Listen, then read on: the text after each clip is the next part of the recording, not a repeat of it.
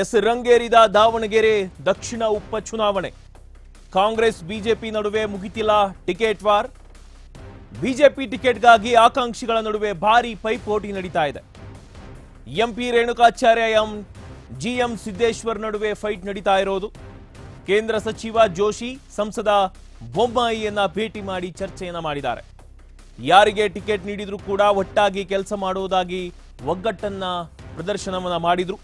But Davanagere ಚುನಾವಣೆ ಗೆಲುವಿಗೆ ಒಗ್ಗಟ್ಟನ್ನ ಪ್ರದರ್ಶಿಸಿದ್ರು BJP ಆಕಾಂಕ್ಷಿಗಳನ್ನು. Delhi ಹೋಗಿ ಟಿಕೆಟ್ಗಾಗಿ ಲಾಬಿಯನ್ನು ನಡೆಸಿದ್ದಾರೆ ಬಿಜೆ ಅಜಯ್ ಕುಮಾರ್. ಕಳೆದ ಚುನಾವಣೆಯ ಪರಾಜಿತ ಅಭ್ಯರ್ಥಿಯವರು ಬಿಜೆ ಅಜಯ್ ಕುಮಾರ್ ಅವರು. ಮಾಜಿ ಸಚಿವ ಎಂಪಿ ರೇಣುಕಾಚಾರ್ಯ, ಮಾಜಿ ಶಾಸಕ ಎವಿ ರಾಮಚಂದ್ರಪ್ಪ, ಹಲವು ಬಿಜೆಪಿ ನಾಯಕರು ದೆಹಲಿಯಲ್ಲಿ ಠಿಕಾಣಿ ಹೂಡಿ ರಣತಂತ್ರವನ್ನ ರಚಿಸುತ್ತಿದ್ದಾರೆ. ಕಳೆದ 2 ದಿನಗಳಿಂದ ದೆಹಲಿಯಲ್ಲೇ ಬೀಡು ಬಿಟ್ಟಿದ್ದಾರೆ ರೇಣುಕಾ ಟೀಮ್. ಈ ಬಾರಿ ಕೂಡ ಅಜಯ್ ಕುಮಾರ್ಗೆ ಟಿಕೆಟ್ ನೀಡುವಂತೆ ಲಾಬಿಯನ್ನ ಮಾಡಲಾಗ್ತಾ ಇದೆ. ಜೋಶಿ ಸಂಸದ ಬೊಮ್ಮಾಯಿಯನ್ನ ಭೇಟಿ ಮಾಡಿದ್ದಾರೆ ರೇಣುಕಾಯನ್ ಟೀಮ್. ಎಸ್, ದಾವಣಗೆರೆಯ ದಕ್ಷಿಣ ಉಪಚುನಾವಣೆ ಬೈ ಎಲೆಕ್ಷನ್ ಏನಿದೆ ರಂಗೇರ್ತಾ ಇದೆ. ಬಟ್ ಕಾಂಗ್ರೆಸ್ ಬಿಜೆಪಿ ನಡುವೆ ಇನ್ನೂ ಕೂಡ ಟಿಕೆಟ್ ಫೈನಲ್ ಆಗಿಲ್ಲ.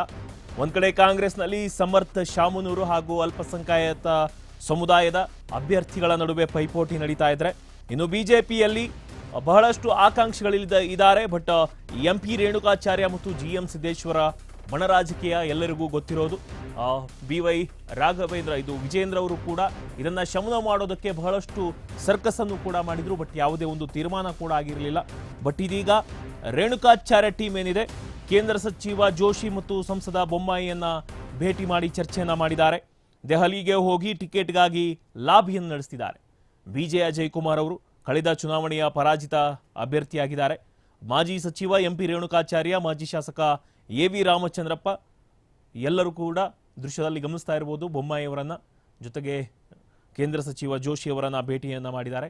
ಹಲವು ಬಿಜೆಪಿ ನಾಯಕರನ್ನ ದೆಹಲಿಯಲ್ಲಿ ಭೇಟಿ ಮಾಡಿ ಠಿಕಾಣಿಯನ್ನ ಹೂಡಿದ್ದಾರೆ. ಕಳೆದ 2 ದಿನಗಳಿಂದ ದೆಹಲಿಯಲ್ಲೇ ಬೀಡು ಬಿಟ್ಟಿದೆ ರೇಣುಕಾಚಾರ್ಯ ಟೀಮ್ ಅನ್ನೋದು. ಇನ್ನು JB ವಿನಯ್ ಕುಮಾರ್ ಇದ್ದಾರೆ. GB ವಿನಯ್ ಕುಮಾರ್ ಅವರು ಕುರುಬ ಸಮುದಾಯದ ನಾಯಕರಾದ ಇವರನ್ನ ಬಿಜೆಪಿ ತನ್ನ ಸರ್ಪ್ರೈಸ್ ಅಭ್ಯರ್ಥಿಯಾಗಿ ಕಣಕ್ಕಿಳಿಸುವ ಸಾಧ್ಯತೆ ಕೂಡ ಇದೆ ಎಂಬ ಗುಸುಗುಸು ಚರ್ಚೆನೂ ಕೂಡ ನಡೀತಾ ಇದೆ. ಬಟ್ ಇದರ ನಡುವೆ 2023ರ ಚುನಾವಣೆಯಲ್ಲಿ ಸ್ಪರ್ಧಿಸಿ ಸೋತಂತಹ ಅಜಯ್ ಕುಮಾರ್ ಅವರು ಇದೀಗ ಮಾಜಿ ಸಚಿವ MP ರೇಣುಕಾಚಾರ್ಯ ಅವರ ಬಣದಲ್ಲಿರೋರು. ಇವರಿಗೆ ಟಿಕೆಟ್ ಅನ್ನ ಕೊಡಬೇಕಂತ ಇದೀಗ ರೇಣುಕಾಯನ್ ಟೀಮ್ ದೆಹಲಿಯಲ್ಲಿ ಬೀಡು ಬಿಟ್ಟಿದೆ. ಆಲ್ರೆಡಿ ಜೋಶಿ ಮತ್ತು ಸಂಸದ ಬೊಮ್ಮಾಯಿಯನ್ನ ಭೇಟಿ ಮಾಡಿದ್ದಾರೆ.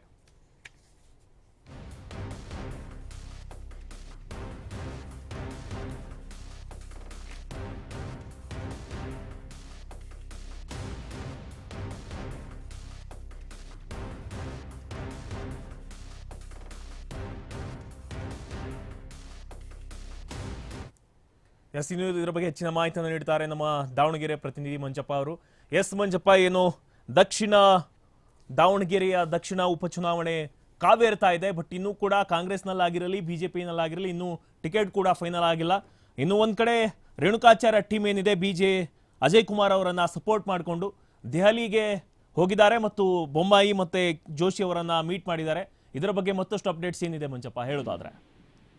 ಖಂಡಿತವಾಗಿಯೂ ಮಲ್ಲಿಕಾರ್ಜುನ್, ದಾವಣಗೆರೆಯ ಏನು ದಕ್ಷಿಣ ಉಪಚುನಾವಣೆ ಅಂತ ಕಾವು ಅಂತಕ್ಕಂಥದ್ದು ದಿನೇ ದಿನೇ ಹೆಚ್ಚಾಗ್ತಾ ಇರ್ತಕ್ಕಂಥದ್ದು. ಏನಂತ ಹೇಳಿದ್ರೆ, ಈ ಶಾಮನೂರು ಶಿವಶಂಕರಪುರದಿಂದ ತೆರವಾದ ಒಂದು ಸ್ಥಾನದಲ್ಲಿ ಈಗಾಗಲೇ ಕಾಂಗ್ರೆಸ್ನ ಭದ್ರಕೋಟೆ ಅಂತೇಳಿ ಗುರುತಿಸ್ಕೊಂಡಿತ್ತು. ಅಲ್ಲಿ ಈಗಾಗಲೇ ಶಾಮನೂರು ಕುಟುಂಬಕ್ಕೆ ಸಮರ್ಥ ಅವರಿಗೆ ಟಿಕೆಟ್ ಕೊಡ್ಬೇಕಂತ ಒಂದು ಬಣ ಆದ್ರೆ, ಇನ್ನೊಂದು ಬಣದಲ್ಲಿ ಅಲ್ಪಸಂಖ್ಯಾತರು ಬಹುಸಂಖ್ಯಾತರಾಗಿರೋದ್ರ ಹಿನ್ನೆಲೆಯಲ್ಲಿ ಅಲ್ಪಸಂಖ್ಯಾತರ ಟಿಕೆಟ್ ಕೊಡ್ಬೇಕಂತಕ್ಕಂಥದ್ದು ಕಾಂಗ್ರೆಸ್ನಲ್ಲಿ ಒಂದು ಟಿಕೆಟಿನ ಗೊಂದಲ ಶುರುವಾಗಿದ್ರೆ, ಅದರ ಜೊತೆಯಲ್ಲಿ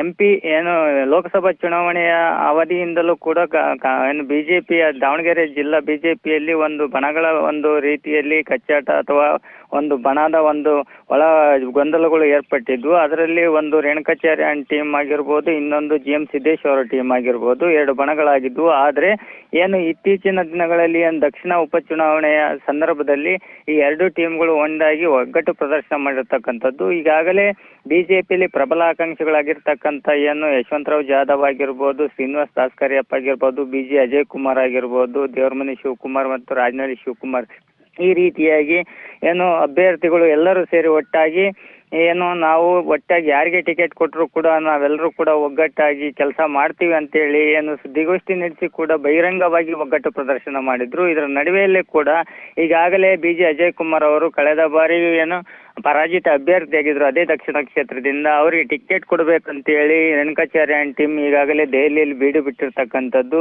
ಶತಾಯಗತಾಯ ಈ ಸಲ ಟಿಕೆಟ್ ಪಡಿಬೇಕಂತೇಳಿ ಹರಸಾಹಸ ಪಡ್ತಾ ಇದ್ದಾರೆ ಅಂತ ಹೇಳ್ಬೋದು. ಯಾಕಂತ ಹೇಳಿದ್ರೆ ಈಗ ಕಾಂಗ್ರೆಸ್ನಲ್ಲಿ ಇದುವರೆಗೂ ಇಲ್ಲದೆ ಇರತಕ್ಕಂಥ ಒಂದು ಒಳಜಗಳ ಅಂತಕ್ಕಂಥದ್ದು ನಮಗೆ ಬಿಜೆಪಿಗೆ ಒಂದು ಪೂರಕವಾದ ವಾತಾವರಣ ಕ್ರಿಯೇಟ್ ಆಗುತ್ತೆ. ಆ ರೀತಿಯಲ್ಲಿ ಈ ಬಾರಿ ಏನು ಕಮಲದ ಹೂವನ್ನು ಅರಳಿಸ್ಬೇಕು ಅಂತಕ್ಕಂಥ ಹಿನ್ನೆಲೆಯಲ್ಲಿ ಬಿಜೆಪಿ ಈ ಒಂದು ಅಜಯ್ ಕುಮಾರ್ ಅವರ ರೇಣುಕಾಚಾರ್ಯ ಅವರ ಟೀಮು ಅಜಯ್ ಕುಮಾರ್ ಟಿಕೆಟ್ ನೀಡ್ಬೇಕಂತ ಹೇಳ್ತಾ ಇದೆ. ಇನ್ನೊಂದು ಕಡೆಯಲ್ಲಿ ಅವ್ರ ನಂತರದಲ್ಲಿ ಇನ್ಯಾರಿಗೆ ಕೂಡ ನಮಗೂ ಟಿಕೆಟ್ ಬೇಕಂತೇಳಿ ಏನು ತೆರೆಮರೆಯಲ್ಲಿ ಪ್ರಯತ್ನಗಳು ನಡೀತಾ ಇದ್ದಾವೆ.